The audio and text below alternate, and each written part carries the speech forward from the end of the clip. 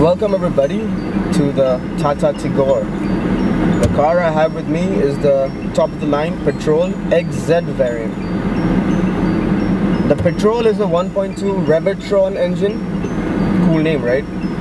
So it has 83 bhp with 150 Nm of torque. This is basically the sedan version of the TATA Tigor, which is a pretty good selling car now. I mean, I'm really happy to say that, finally a Tata car is selling. So yeah, let's see how this one is. The engine in this car is a 3-cylinder 1.2, so you do get that traditional 3-cylinder feeling, that vibration in the clutch, especially at startup or during slow speeds, or when you really rev it high, like when you take it to the red line, which is a 6,500 RPM limiter. After that, there's a very abrupt fuel cutoff. Rest, I mean, it's a good city car. It keeps up with city pace really well, and I mean, you never feel like there is a shortage of power. Actually, you never feel that shortage of power, which is pretty good. I mean, you really don't want to be lacking of power when you want to overtake somebody in the city, or you want to overtake that crummy 3-wheeler auto guy. Acceleration is pretty strong. I mean, initial RPM is good. Then I feel like there is a little bit of a flat spot, from 3,000 RPM to 4,500 RPM. You have this sudden drop of power, and then power picks up again post 4,000 RPM to the red line of 6,000 RPM, 6,500 RPM. You have to work the gears to make any steady progress, and you really have to rev it. Like, there you go, I'm revving it all the way to the red line. Let's take it to the red line. There you go, 6,000 RPM, shift up, and I'm making good progress now. I'm doing 90 plus, almost 100 in no time. It's a good car in this regard, but yeah, you have to work the gears. Plus, I'm in city mode. So this car has 2 power modes. It's eco mode and city mode. You can control with a button on the center console. Eco mode basically reduces the performance, reduces the acceleration for fuel economy. It's a trade-off. And yeah, there is a big improvement in economy in the eco mode, because with that I was getting 15.5 in the city, which is pretty good for a petrol car. I mean, I was stuck in huge jams yesterday. I was idling for a long time. I was exploring the car, and the MID was still showing 14, which is pretty impressive to say the least. The ride is sublime. I'm going over slight undulations. It's just sublime. I don't even feel it. You don't even have to brake for a speed breaker or anything. The ground clearance is just ample. Again, you don't have to, when you don't brake for a speed breaker, you really don't have to brake for a speed breaker, and it won't scrape, that's for sure. I mean, the time I've spent with this car, one thing I have assured, yeah, the ground clearance, I know one thing, it's not going to scrape. But does this mean that the handling has taken a toss? Nope. This is a really fun to drive car. I know this is not something you associate with a Tata, but this car is seriously good fun to drive, especially in the city. It's so nippy. You can just dart out of lanes. You can if you see a gap, you can just go for it. It's really the perfect city car. Steering has good weight, feels like a hydraulic unit. Has pretty good feel as well when you're cornering at a high speed. This is the Petrol variant top end, so it has 15-inch alloys, pretty good looking ones at those, and decent amount of rubber as well, decent size of the rubber. Overall, I really like this car, and it has all the bells and whistles inside. It has a touchscreen audio system where you can control AC units, radio, Bluetooth, everything.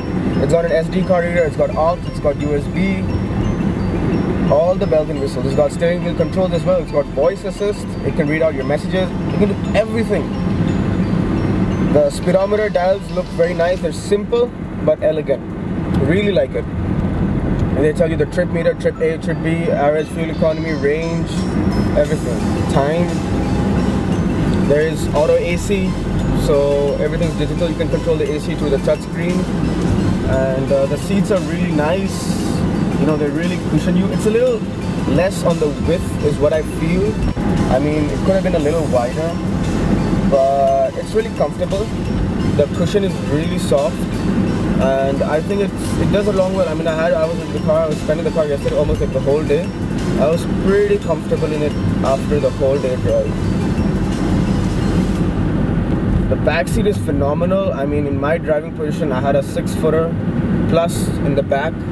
He had ample legroom. He was surprised with the room this car had. Amazing. I mean, it's always something you associate with Tata. Space and luxury. This car is super comfortable. That's what I feel. The suspension is the perfect trade-off between handling and comfort, because it's really comfortable, yet it handles pretty sharply. I mean, it's the perfect little car. Even the back seat, the cushioning is so soft, it's so relaxing, you know, it just, you know, it takes you in, you basically sink in the seat. Instead of sitting on top of the seat, you're sitting in the seat. Pretty good comfort on there. The boot space is similar to the Segment, nothing outstanding, but nothing too bad. The boot has struts on it, so it's pretty cool. It stays open, plus it has damping. That's one thing I'd like to say. Tata has done a great job with very minimal cost cutting.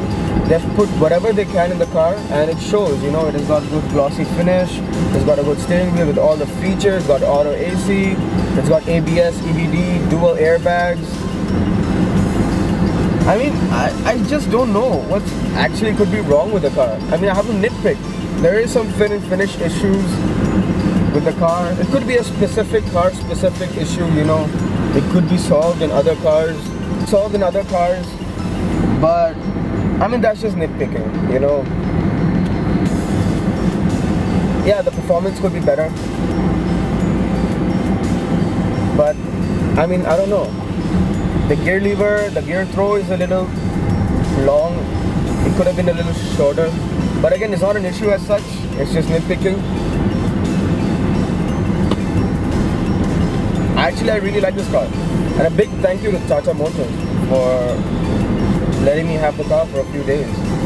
Because it gave me good time to spend with the car and learn about the car. It's a fabulous little car. And I'll still tell you the best part. This car right now is, guess the price, 6.8 lakhs on road. Yep, not even kidding. I'm not even kidding. 6.8 lakhs on road for so many features, for so many things like space, features, ride, comfort, and reliability. I mean, Tatas have always, you know, they have issues with plastics and they have issues with reliability, but they always last you over time. No matter what issues they have, they always last. Brilliant car, in love. Especially this color that I have. Ooh, it catches eyeballs everywhere. I was just driving to crowded streets and everything. I kid you not. Every third person is giving a good hard look at the car. Amazing. God. A beautiful little car. Thank you very much for watching. See you next time. And I bid from the stunning TATA Tigor. Thank you.